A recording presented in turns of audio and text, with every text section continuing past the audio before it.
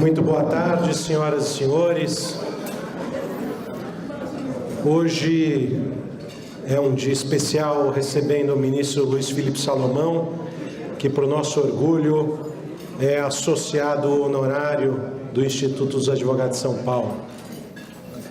Nascido em Salvador, fez toda a sua carreira profissional e acadêmica no estado do Rio de Janeiro, formado pela Faculdade de Direito da Universidade Federal do Rio de Janeiro, torcedor do tricolor das Laranjeiras desde 1963.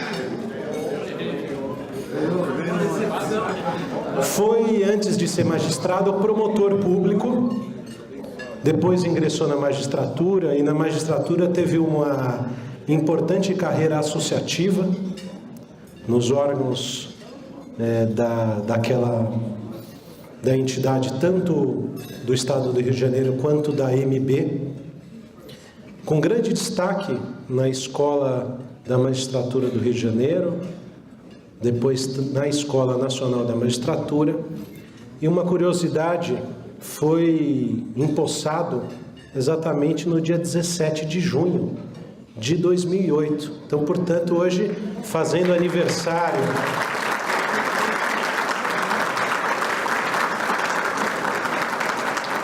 como um ministro do Superior Tribunal de Justiça. E essas palmas, ministro, para pegar de emprestada as palavras do professor Arnoldo Valde, são um reconhecimento de São Paulo, de um magistrado que tem uma jurisprudência e uma doutrina exemplar.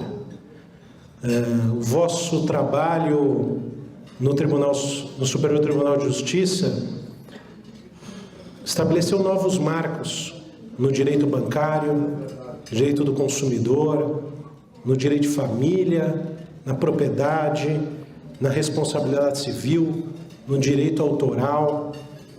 É absolutamente impressionante o seu trabalho.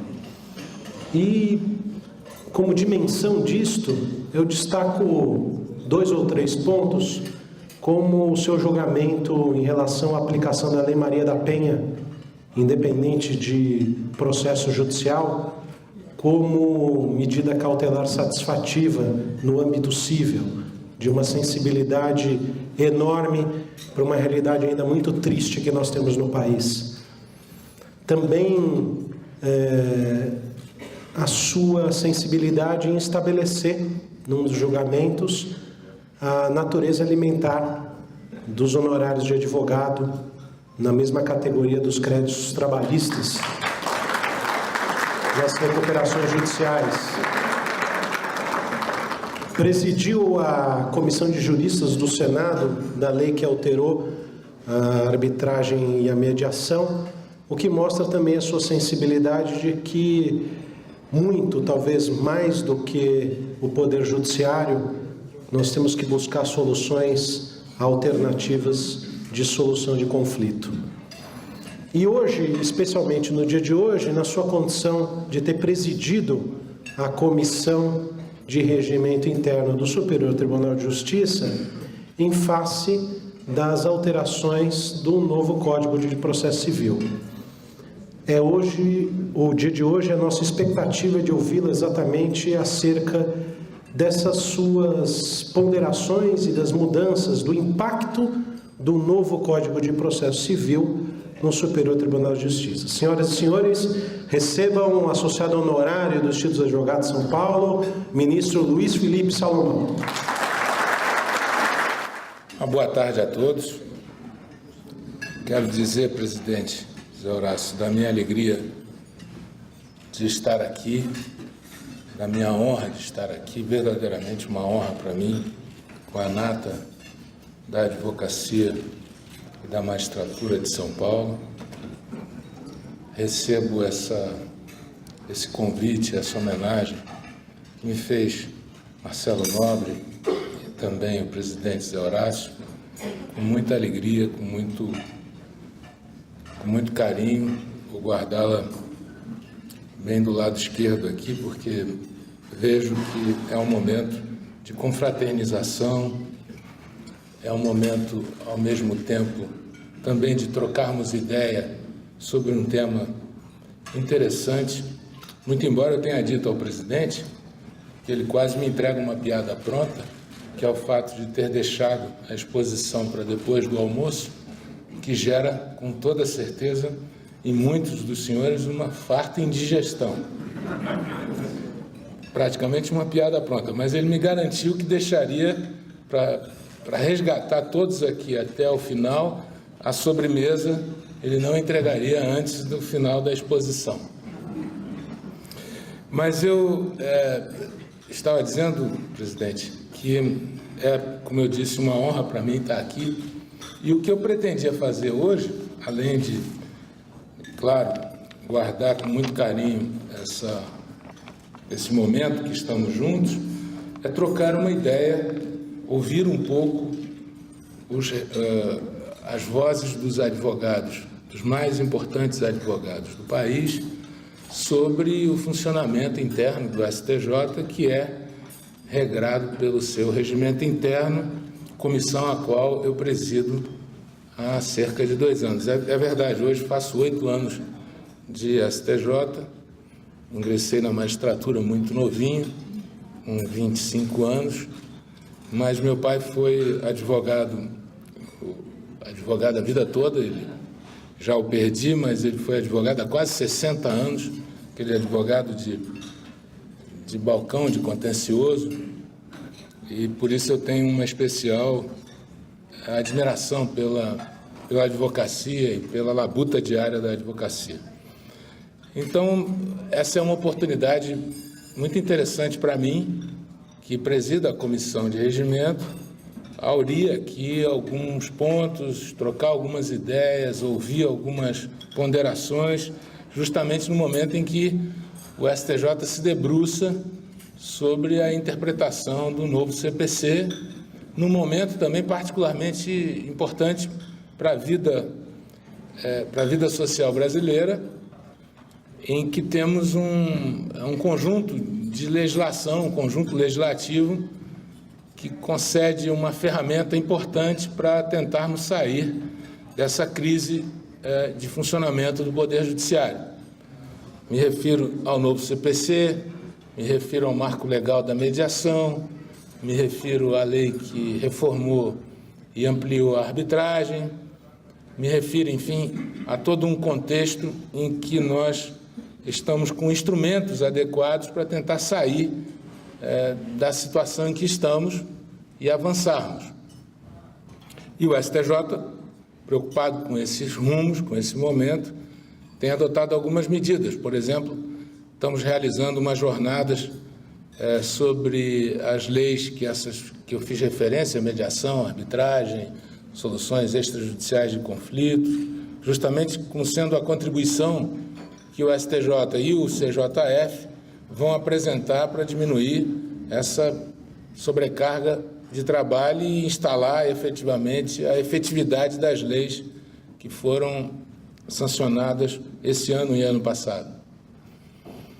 E é exatamente nesse momento, nesse contexto de vigência do CPC novo, que o STJ é chamado não só para definir a sua interpretação, praticamente toda a legislação infraconstitucional do nosso país, depois da Constituição de 88, foi lapidada pelo Superior Tribunal de Justiça. E é nesse momento que nós estamos com esse desafio de interpretar adequadamente o novo CPC e todo esse conjunto legislativo. Por isso, a importância das mudanças regimentais. E o que eu trouxe aqui, o plano de voo que eu vou apresentar, para tentar não cumprir a profecia de deixá-los com dor de estômago depois do almoço, é apresentar rapidamente um pouco das inovações que veio no CPC sobre, especificamente, recursos de competência originária dos tribunais, e um pouco mais à frente, e já examinar um pouquinho dos precedentes, por isso que eu preciso ali do auxílio do PowerPoint, e um pouco mais à frente as mudanças, e entremeado com isso, as mudanças regimentais para atacar esses pontos. Eu quero uma referência breve, me informou o presidente que um almoço é informal, que dispensaríamos a questão protocolar, mas eu não posso deixar de mencionar aqui e cumprimentar a todos, todos os advogados presentes, eu peço que se sintam abraçados e cumprimentados nas pessoas do presidente Zé Horácio, do Mário Sérgio, ex-presidente da OAB, também do professor Valde, todos esses, eu abraçando a eles, abraço a todos que me honram hoje com a presença.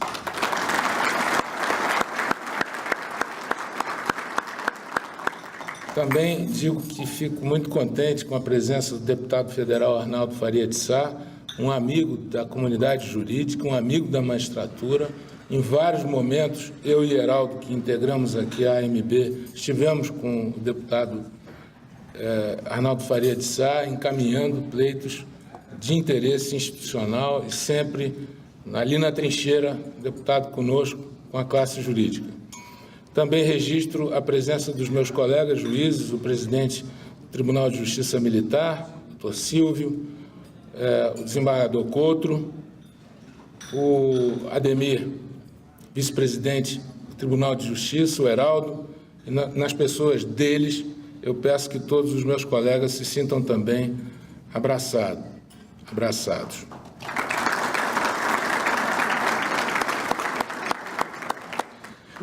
Um registro especial para o Dr. Marcel Leonardi, que é do Google e que apoia o nosso evento. Também a presença do promotor Felipe Locke, que é amigo de longa data. E um registro especial ao meu querido amigo Marcelo Nobre, que me formulou o convite.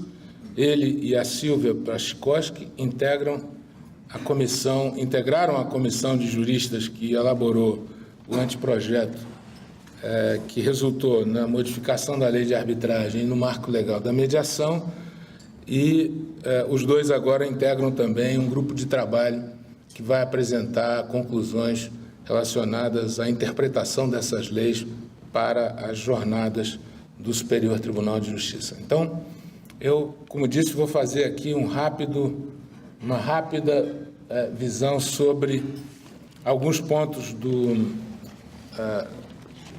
CPC, mas antes disso, eu não posso deixar de examinar, eu sei que esses números são velhos, mas é sempre bom relembrar a questão dos números. E nesse particular, para a gente compreender o momento, o contexto que estamos vivendo, eu coloquei ali o primeiro dado de 1988, que é o ano da Constituição, né? É difícil obter esse dado, porque é muito espalhado, não tinha CNJ, não tinha banco de dados, mas eu fui pegando aqui e ali, consegui identificar que no ano da Constituição, somando todas as esferas do judiciário, civil, crime, trabalhista, tudo, foram 350 mil novas ações naquele ano. A partir dali, a série histórica, também em 2001, ainda não tinha um banco de dados. A partir de 2009, sim, são números precisos, mas eu fui reunindo a partir dali os dados e esse número nunca parou de crescer. Se forem pegando ali as últimas séries históricas, né, vão vendo que o crescimento é em torno de 10 ou menos, 8 a 10% ao ano, e chegou em 2014 a 30 milhões de novos processos por ano. 30 milhões. Outro dia recebemos no STJ um juiz da China e eu expliquei para eles a quantidade de novas demandas. E a China, estamos falando de um Brasil e mais 1 bilhão. E expliquei para eles um número. Quando eu disse o número, ele virou-se para a intérprete e disse que havia uma falha na tradução. Aí eu pedi para repetir, ele pediu para ver o número. Eu mostrei para ele 30 milhões. Ele ficou estarrecido. Nesses 27 anos de Constituição, eu vou parar por aí, só para se ter uma ideia do contexto que nós estamos vivendo. Nesses 27 anos, o número de processos ajuizados se multiplicou 80 vezes, enquanto o número de juízes não chega a quadruplicar. Somos 17 mil em torno disso hoje, Mas, ainda assim, o nosso problema não é esse. Nós estamos numa média. Se virem o último quadro ali, nós estamos bem na média mundial, que é juízes por 100 mil habitantes, nós temos 8 juízes por 100 mil. Nosso problema não está aí. Nosso problema está na carga de trabalho. Para cada juiz, são quase 5 mil processos por juiz, no segundo quadro ali podem perceber, com a maior taxa de congestionamento do mundo, mais de 70% de taxa de congestionamento. Ou seja, é à beira de um colapso mesmo. E temos uma larga produtividade dos juízes também, o que remete a essa média quase que surrealista de um processo para cada 2 habitantes. É a nossa média. Bom, dentro desse contexto, nós temos que colocar em prática essas novas leis e fazê-las efetivamente funcionarem. E é nesse contexto aí que se examina o CPC novo. Quais são as principais inovações em aspectos gerais? Primeiro, nos preocupa a ampliação do prazo, né? Eu sei que para os advogados que têm ali um volume grande, o prazo é importante, mas com essa modificação, prazo geral de 15 dias úteis, né, para toda a interposição de recurso, nós estamos avaliando nos primeiros momentos que vai retardar um pouco mais a tramitação dos processos. A única exceção a essa regra são os embargos de declaração, 5 dias úteis. A forma de contagem do prazo é a mesma da anterior, só que agora com dias úteis, é o artigo 219. Outra matéria interessante é que a lei estabeleceu, o CPC, que o rol de matérias impugnáveis pelo agravo de instrumento é um rol taxativo. Também isso, na prática, nós estamos vendo que esse rol taxativo não vai funcionar. Outro dia mesmo pegamos um caso de decretação de falência e tivemos que já fazer a primeira ampliação nesse rol, porque a decisão que extingue a falência desafiou agravo de instrumento e acabou que tivemos que decidir que era razoável que se ampliasse o rol taxativo do 1015. Havia uma deliberação do legislador de extinguir o juízo de admissibilidade, feito hoje pelos tribunais. Como todos acompanharam, entre a vigência da lei, entre a sua sanção e a sua vigência, na vacácio, os tribunais superiores se mobilizaram, porque realmente o número seria avassalador, e os tribunais superiores se mobilizaram, aprovou-se a Lei 13.256, e essa ideia do fim do juízo de admissibilidade nos tribunais locais, ela acabou não vingando. Outra ideia interessante do novo CPC é a extinção do agravo retido, eliminação dos embargos infringentes por uma nova técnica de julgamento, do 942. Também uma ideia muito boa, que é a ideia do livre trânsito de recursos entre as cortes superiores, né? Isso acaba um pouco com aquela confusão que havia de matéria impugnável por recurso extraordinário e matéria não impugnável por recurso extraordinário. Se desafiava recurso especial, se desafiava o próprio recurso extraordinário, e uma confusão danada, porque tem matérias que são exatamente no limbo, né? Que você não sabe precisamente se vai para um lado ou vai para o outro. Mas ainda remanesce aqui, nós estávamos mudando o regimento e atualizando as súmulas, né? E essa súmula 126, que fala do não conhecimento do recurso quando há fundamento constitucional não atacado, ainda há uma controvérsia sobre a sua superação ou não.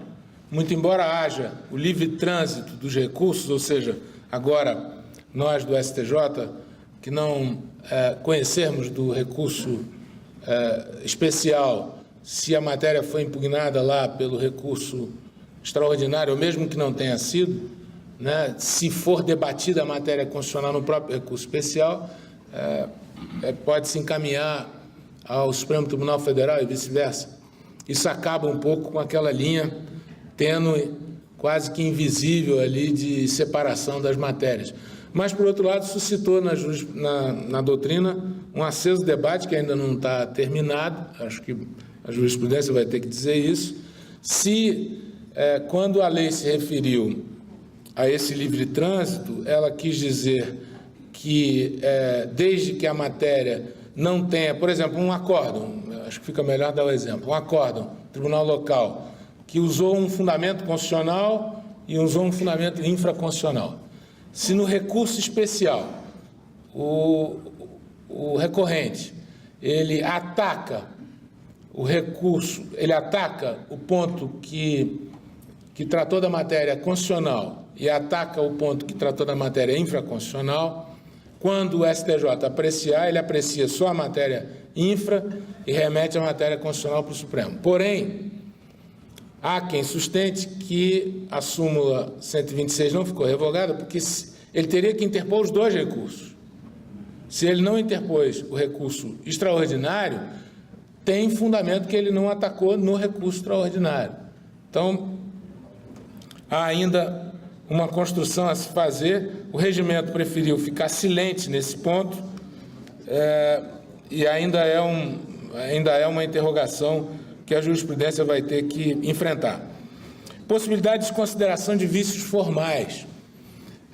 Também uma inovação boa, porque acaba, ou pelo menos tenta acabar, com aquilo que se chamou de jurisprudência defensiva, e que era fruto muito do desespero do julgador, que via ali a quantidade de processos e que se agarrava em questões procedimentais para diminuir um tanto o volume de trabalho. É inegável, não se pode ter receio de falar disso, é inegável que é fruto do volume de trabalho. O Código tentou acabar com essa jurisprudência defensiva, ao menos nessa técnica de desconsideração de vícios formais. Ainda ficou para a jurisprudência, na construção da interpretação do novo Código, a definição do que é falha grave ou não a justificar a superação dessa questão para conhecimento do recurso especial e do recurso extraordinário. Então, é um ponto que vai ser objeto de avaliação pela jurisprudência, ainda talvez vai levar um tempo para isso. E eu coloquei duas observações ali, ainda nessa parte geral, que dizem respeito à PEC 209, que estabelece um requisito de admissibilidade para os recursos especiais, que é a PEC da relevância para o STJ, funcionaria como um filtro para os recursos especiais, dado o enorme volume que hoje chega no STJ. É um debate que nós vamos precisar fazer com a advocacia, vamos precisar fazer um debate aberto, franco, explicando o que está acontecendo hoje. Na verdade, é uma guerra de formulários, de papel, sobretudo com os agravos que sobem. Os advogados que militam no STJ sabem disso. Então, eu não sei se é o caso de nós realmente estabelecermos uma mitigação para estabelecer um filtro para o STJ, porque, do contrário, cada vez mais as grandes decisões, os hard cases, vão ficando para o lado e vai se atacando o volume, porque não se tem um filtro adequado para se trabalhar isso. A PEC 209 enfrenta forte resistência da Ordem dos Advogados do Brasil, por isso mesmo eu disse que era preciso fazer um debate aberto, franco, e tentar encontrar uma solução, porque a partir da sua instalação, o Supremo conseguiu reduzir drasticamente o número de recursos que sobem. Eu não sei na prática como isso tem funcionado lá, mas reduziu. Talvez o que está acontecendo quase que estão se avolumando, porque não tem um prazo para julgar as repercussões gerais. Talvez nós pudéssemos avançar, conversar sobre prazos, conversar sobre determinadas matérias, excluir algumas, colocar outras, mas nós temos que fazer esse debate, porque senão eu creio que vai chegar. Hoje nós temos mais de 300 mil recursos por ano no Superior Tribunal de Justiça. É muita coisa, dá uma média de mais de 1.000 para cada juiz do STJ, por mês, mais de 1.000 por mês. Vai chegar uma hora do colapso também lá para o funcionamento da casa.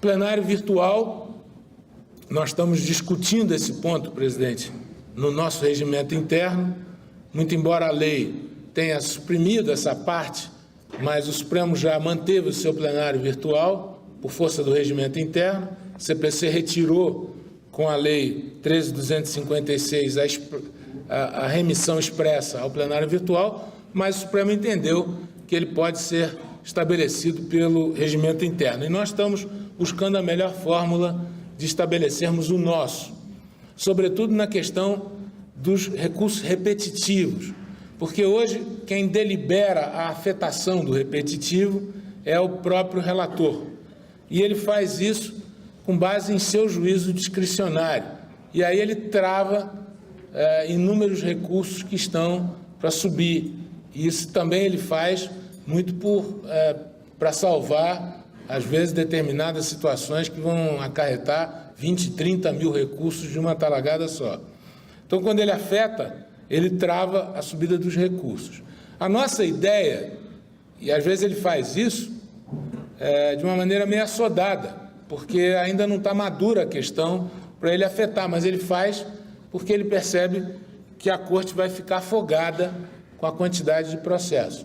Talvez essa medida e o incidente de recursos repetitivos possa diminuir esse volume. Qual seria a medida? Antes de afetar, submete a questão ao plenário virtual e só pela maioria do colegiado, da sessão, provavelmente é a sessão, que isso se faria a afetação. Mas ainda é um ponto a se estudar. Também tem outras questões, no caso do incidente de demanda repetitiva, que vai ter que se utilizar o plenário virtual. Então, nós estamos examinando essa nova etapa no regimento interno. Aí, alguns precedentes já sobre esses pontos que eu falei. Esse primeiro precedente tratou da vigência do novo CPC. Nós fizemos enunciados administrativos em que se estabeleceu aí, com base nas leis de interpretação, que o início da vigência foi 18 de março, e o segundo precedente, e o segundo item aí, no item 4, foi já dizendo, já julgando que para as regras, para os recursos anteriores à lei, ao novo CPC, se aplicam as regras e os procedimentos que vigoravam antes da sua vigência, né? Então, foi dito aqui no item 4, aos recursos interpostos com fundamento no CPC de 73, devem ser exigidos os requisitos de admissibilidade na forma nele prevista, e com toda a interpretação e a jurisprudência que se aplicava então. Na questão relativa à decisão monocrática do relator, também aqui era uma questão interessante, porque se discutiu muito se o relator pode avançar e decidir sozinho numa questão que seria apenas de jurisprudência dominante acerca do tema, ou se só com base em recurso repetitivo ou súmula, e esse debate foi aceso na nossa comissão de regimento, depois no plenário, e acabamos chegando à conclusão de que a lei não vedou que a decisão do relator pudesse ser com base em jurisprudência dominante sobre o tema. Daí se editou uma súmula 568, e nesse precedente se discutiu a validade dessa súmula 568, e o plenário acabou decidindo aqui na relatoria do ministro Buzzi que o próprio enunciado e o regimento interno que o adaptou está válido e, portanto, se pode decidir com base em jurisprudência dominante. Esse caso é aquele do livre trânsito dos recursos, né? Que eu disse aqui sobre a aplicação ou não da súmula 182, e aqui o que o relator fez foi dizer o seguinte: em relação ao pedido de aplicação do 1032, a parte queria aqui, os advogados são realmente criativos, né? É impressionante o trabalho que dão para a gente. É impressionante o trabalho que dão para a gente, e é um elogio mesmo, porque quem primeiro lapida a causa, é o primeiro juiz da causa, né? É sempre o advogado. E todas as teses só nascem com a criatividade dos advogados, né? E essa é uma delas. O advogado queria que se aplicasse o livre de trânsito do recurso, olha o que ele queria aqui, ó. Em relação ao pedido de aplicação do 1032, o livre de trânsito, quanto à matéria tida por constitucional, não assiste razão aos interessados. Está ali no item 6. Os requisitos de admissibilidade do recurso especial devem ser analisados com base no sistema normativo do CPC de 73, levando-se em conta que foi interposto em 2014 e o acórdão publicado em 2014.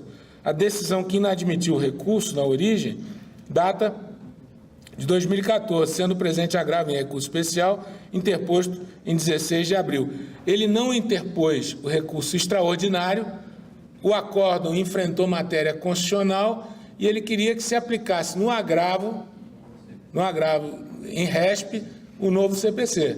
E aí o colegiado disse que, pelo menos na turma de direito público, disse que não, a matéria certamente vai voltar para a Corte Especial. Mas é engenhoso, não há dúvida que é engenhoso.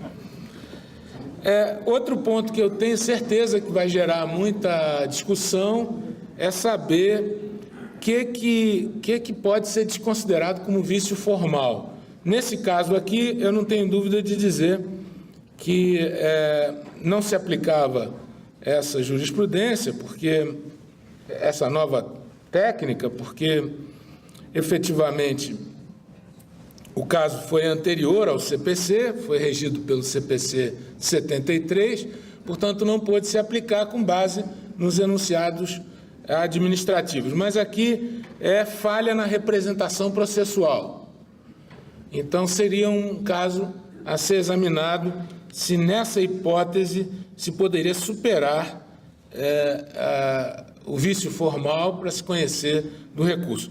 Ele foi barrado porque se aplicou a ideia de que não vige a nova lei para os recursos anteriores.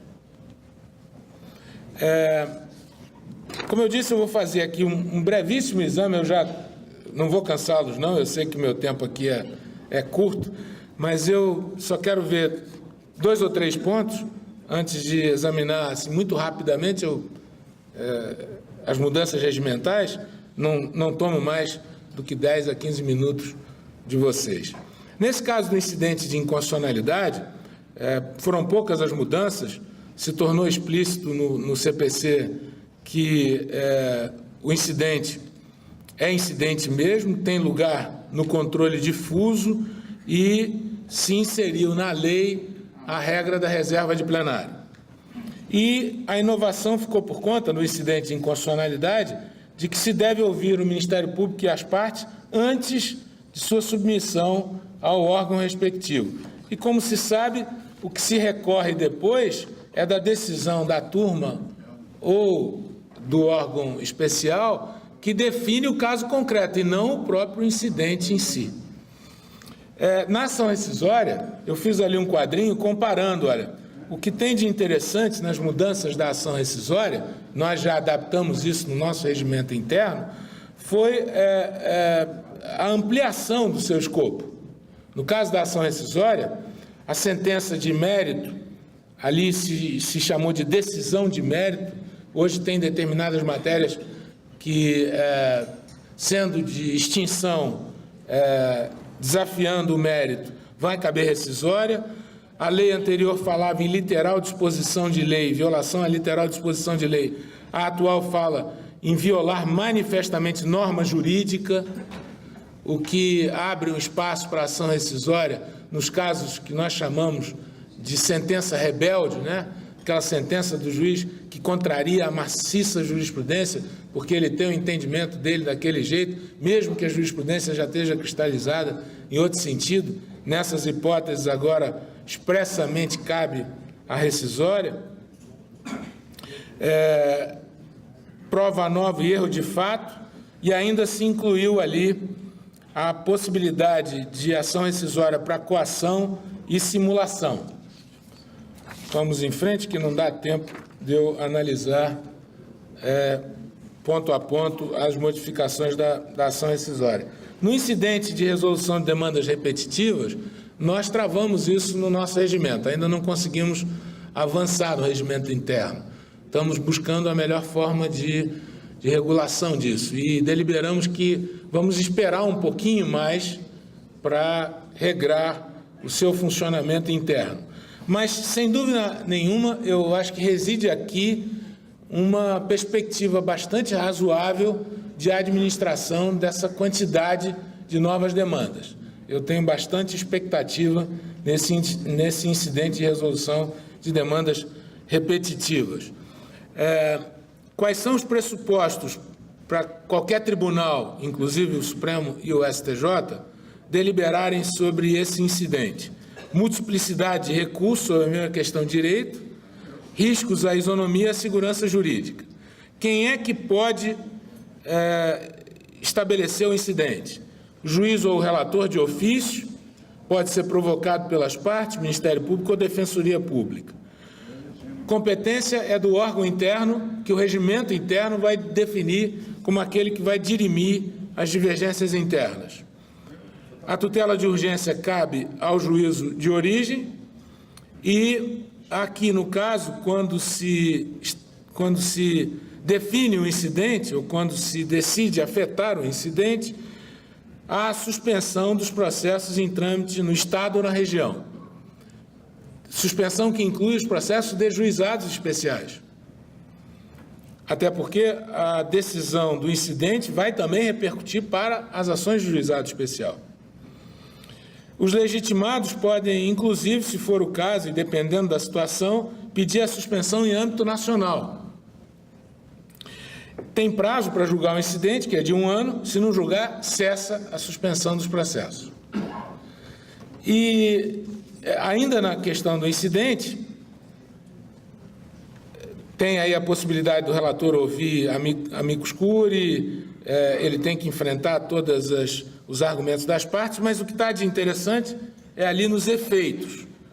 Quais são os efeitos da decisão do incidente? São efeitos extra-partes, são efeitos transcendentais. Aplica-se a tese jurídica a todos os processos que estão suspensos,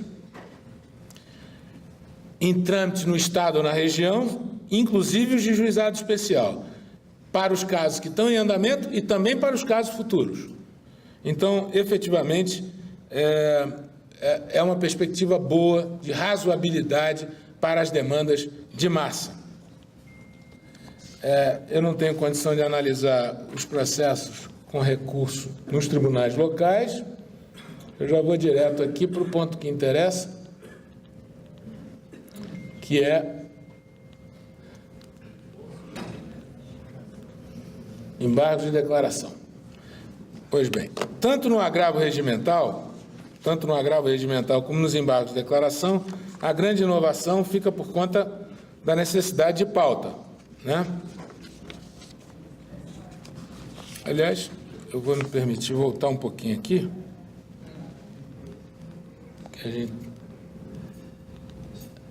para ver o agravo interno. Na questão do agravo interno, é rapidinho, não vou tomar muito tempo, não. E já vou partir para ver os pontos que ainda faltam de inovação regimental. No agravo interno, ali tem a questão do dever de impugnação específica, cabe contra qualquer decisão monocrática, a discussão quanto à súmula 182, se ela está válida ou não, para impugnação de pontos ou fundamentos da decisão agravada, e houve um alargamento substancial da interposição de prazo para o agravo interno. E agora, como todo mundo sabe, tem que pautar agravo interno. Isso, em alguma medida, foi bom, porque dá publicidade, confere publicidade para os julgamentos, mas, por outro lado, eu tenho notado que as pautas têm ficado carregadas, e mais ainda, como agora, eu não sei como funciona, como está funcionando isso nos tribunais locais, mas com as pautas, há uma demanda maior de entrega de memoriais, de entrega de posicionamentos. Isso vai fazendo com que haja um atraso no funcionamento, no trâmite normal. Tomara que, com o tempo dessas medidas, isso funcione um pouco melhor. Hoje, pelo que nós estamos detectando, está havendo aí uma redução substancial de processos baixados a cada mês no Superior Tribunal de Justiça, o que representa um decréscimo de carga de trabalho, porque não estamos conseguindo baixar a nível razoável o volume de trabalho. Pois bem, ainda tem essa questão do regimento interno que exige a impugnação específica dos fundamentos da decisão agravada. Portanto, prevalece no agravo interno essa necessidade de impugnação. Eu vou agora para os embargos de declaração, como eu disse, já para poder terminar. Houve também uma ampliação dos embargos de declaração, porque se incluiu a perspectiva de impugnação para outros pontos que antes a lei não estabelecia, que eu coloquei ali: deixar de se manifestar sob tese em julgamento de caso repetitivo, incorrer em qualquer das condutas descritas no 489. Eu fiz ali um mapinha de tudo que houve em termos de ampliação. Também, no caso dos embargos de declaração, a lei estabeleceu aqui uma série de requisitos para a própria decisão, o acórdão do juiz apreciando os embargos de declaração. Não pode se limitar à reprodução sem fundamentação da sua decisão, não pode empregar conceitos jurídicos indeterminados, não pode invocar motivos que se prestariam a justificar qualquer outra decisão. Mas aqui eu fiz uma brincadeira no final e disse o seguinte: olha, não é só para o juiz que o CPC mandou um recado, não. Mandou um recado também para o advogado, porque aqui está o rol do que deve ser uma boa petição de embargos de declaração. Então, esse 489, parágrafo 1º, que contamina de vício o acórdão que não enfrenta todas essas questões, também seguramente vai ser utilizado por nós para deliberar o que deve e o que não deve conter uma petição de embargo de declaração. Nesse caso, a lei ainda inovou dizendo o seguinte: se não julgar na sessão subsequente, tem que incluir em pauta também, assim como o agravo interno. O julgamento monocrático da decisão unipessoal, estabeleceu a possibilidade de conversão em agravo com a concessão de 5 dias úteis ao embargante, mandou intimar o recorrente para complementar as razões, no caso de outro recurso interposto, e estabeleceu a desnecessidade de ratificação quando os embargos forem rejeitados, o que a Corte Especial do STJ já havia feito anteriormente. E também a lei, no 1025, segundo a maioria da doutrina até agora sobre esse ponto, disse que ficou dispensado o pré-questionamento ficto da questão discutida. Quer dizer, ficou dispensado o pré-questionamento explícito e considerou o pré-questionamento ficto quando a matéria foi discutida no âmbito do tribunal local. Portanto, aí só permaneceu a proibição de inovação, o que foi uma inovação bastante interessante. Para finalizar, eu fiz ali um quadrinho das súmulas que entendi até agora que estariam revogadas. Algumas estão gerando controvérsia aí bastante na doutrina, mas seguramente a súmula 115 ela já está prejudicada, porque fala em procuração e recurso inexistente. Agora tem a sanação, né, da lei. A súmula 126, que eu entendi prejudicada, eu fiz a ressalva de que tem muita gente boa que entende que uma parte dela ainda está em vigor, quando efetivamente não foi interposto o recurso extraordinário e não se discutiu, e teve fundamento não atacado no recurso especial. Súmula 187, que trata da porte de remessa e retorno. As súmulas que tratam todas dos embargos infringentes, recurso que não tem mais. A súmula 211, que fala do pré-questionamento explícito ou implícito, agora pelo 1025, essa matéria ficou superada. Súmula 320, né, que dizia que toda a matéria tinha que estar no acórdão recorrido, agora o voto vencido integra o acórdão para todos os efeitos. Súmula 418, que dispensa a ratificação no caso de embargo de declaração. E a súmula 306, que trata dos honorários, né? Porque o 85, parágrafo 14, estabelece que os honorários de sucumbência pertencem ao advogado da parte vencedora. Portanto, eu entendi que a súmula 306 está superada. Na questão dos precedentes, tem uma discussão enorme, né? Para saber, eu acho que isso vai ter que ser definido pelo Supremo. O Supremo tem que definir, eu não sei se tem lá já questionamento em torno desse assunto, mas o Supremo vai ter que definir esses graus de vinculação. Está aqui o Lucon, não sei se tem matéria já constitucional nesse ponto ou não. Pois então, o Supremo vai ter que dizer primeiro o que é esse, os juízes e os tribunais observarão. Qual é a extensão do observarão? Talvez uma primeira interpretação o STJ vai fazer, mas nós vamos ter que dizer o que se caracteriza essa vinculação, qual é a forma, em que formato vai vir essa vinculação. E, em segundo lugar, vai ter que dizer se essa vinculação que eu coloquei ali tem vinculação como constitucional ou inconstitucional e a força da vinculação, né? Já tem a doutrina se posicionando ali pela constitucionalidade, Fred de Cássio Scarpinella, e pela inconstitucionalidade, eu acho que, voltando ali, pela inconstitucionalidade o Cássio, né? Nelson Neri, e pela constitucionalidade o Fred Didier e o Arruda Alvim. E os graus de vinculação, né? Porque a lei fala também no 927 que os juízes observarão com um grau de vinculação. No caso da vinculação sendo forte, cabe reclamação. E agora a reclamação cabe para qualquer tribunal. No caso de vinculação média, o relator pode monocraticamente decidir. E no caso de vinculação fraca, não há bem uma proteção do sistema. Então, não se sabe precisamente como será essa forma de vinculação dos precedentes. Alguns temas relevantes do regimento interno, para finalizar, mais 2 ou 3 minutos, Zé Horácio. Eu já falei demais. Se fosse advogado da tribuna, certamente minha palavra já estaria cassada. Mas como aqui eu vou contar com a boa vontade dos que vieram para esse debate, eu vou só traçar algumas regras que nós definimos no regimento. Eu vou fazer isso em 1 ou 2 minutos e depois estou pronto para os debates, se quiserem avançar neles.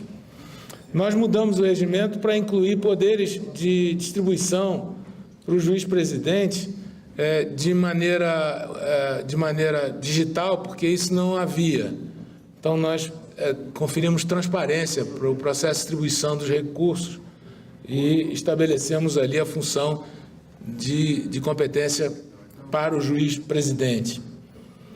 Afastamento de ministros também não tinha uma regra própria para lidar com os acervos. Nós colocamos isso como regra regimental. Também ali a questão do agravo interno e dos embargos de declaração foram mudanças pontuais para o funcionamento do tribunal. Nós colocamos no regimento a necessidade de pauta, salvo nos casos criminais, né, Toron? A Corte já entendeu que não se aplica agravo interno, prazo do agravo interno e prazo dos embargos de declaração para a matéria criminal. Mas, para todo o resto, precisa de pauta. Ali, a sistemática das cautelares também nós alteramos, né? Porque com as mudanças do CPC, nós estamos discutindo internamente a extensão da medida cautelar, que era aquela típica para conferir efeito suspensivo ao recurso especial. Estamos discutindo se a extensão da nova normatização para cautelar se aplica também aos poderes do relator, nesse caso, e em que medida isso acontece.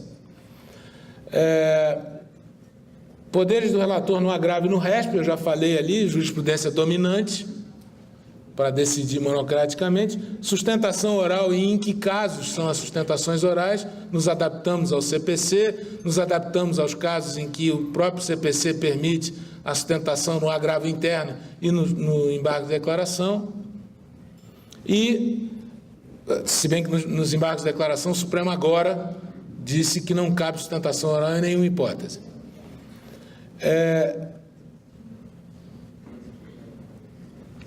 Ampliação dos embargos de divergência, já modificamos o regimento para estabelecer os casos em que é possível ou não. A questão da vista, prazo de vista e prazo para publicação de acórdão, que nós tínhamos detectado no tribunal, uma situação quase surreal. Havia processos com prazo de vista com 3, 4, 5 anos. Nós implementamos essa mudança antes da vigência do CPC e estabelecemos uma regra de que ela volta automaticamente, findo esse prazo. Eu tenho monitorado isso, particularmente pelo meu acompanhamento. Criou-se uma regra interna para cada ministro, aparece na sua tela de trabalho todo dia os processos que ele está com prazo de vista estourado, então ele não pode dizer que não conhece, ele conhece, ele está vendo ali. Ele também não pode dizer que ele não sabe quais são os acordos que estão com prazo estourado para publicação, tem prazo para a publicação do acordo, que também verificamos lá uma situação em que havia acordos pendentes de publicação há quase 5, 10 anos esperando a publicação, sobretudo na área do direito público. Hoje nós estamos praticamente zerados com a publicação, com prazo de publicação de acordo, e quando há prazo estourado, abre-se a oportunidade da fiscalização da parte. Se a parte verifica que o prazo estourou, vai lá e faz a reclamação ao presidente do órgão próprio. E o prazo de vista, tirando a parte do direito público, nós estamos hoje rigorosamente dentro do prazo. Não há, na seção de direito privado, na seção de direito penal, não há um único processo com prazo estourado, salvo o caso de direito público, que eu não sei dizer o motivo. Formação de precedentes qualificados, nós estamos agora, eu vou falar um pouquinho do que nós estamos em exame. Nós adaptamos o regimento para o recurso especial e para o recurso repetitivo, já está tratado no regimento, mas ainda estamos examinando os precedentes qualificados, o que isso vai implicar, julgamento virtual, afetação eletrônica de recurso pela sistemática do repetitivo e o incidente de assunção de competência. Todos esses são matérias que ainda estamos examinando para modificação regimental. Presidente, eu sei que eu falei demais, peço desculpa pela extensão da exposição, mas eu acho que eu não conseguiria fazer isso em menos tempo, é muita matéria, já que a presidência me solicitou que fizesse um primeiro exame sobre esses pontos controvertidos com a vigência do novo CPC. Eu quero reiterar o agradecimento pelo convite que me foi formulado, pela honra de poder estar aqui, debater com vocês todos esses pontos novos, essas ideias desconchavadas que eu acabei de apresentar e dizer que, para mim, essa oportunidade é uma oportunidade muitíssimo relevante para que eu possa aurir daqui alguns pontos dessas novas discussões e daquelas que ainda virão. Muito obrigado pela atenção.